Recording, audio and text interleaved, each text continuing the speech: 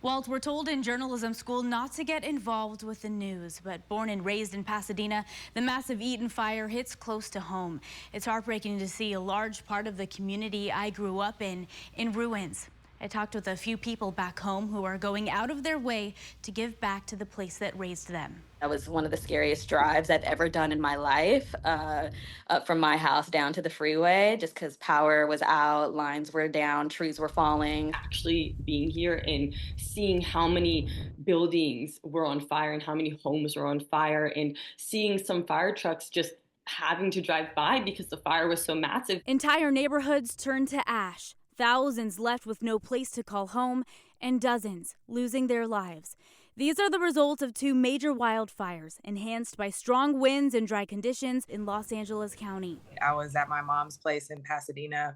I was actually just planning on riding out the windstorm. I had my paint set up. I was just gonna vibe through the night. That's when Allison Moore says a call from her neighbor alerted her of what would soon become the most devastating fire in Southern California history. He said, "Get up right now, run to the front yard. There's a fire." We have never before seen a fire like that, let alone two of them happening at the same time on opposite sides of the same city. Sam James was at her home in Santa Monica when she saw smoke from outside her window. It was the Palisades fire, and it looked extremely close. James couldn't evacuate to her family home in Altadena because of the Eaton Fire, instead heading down the coast.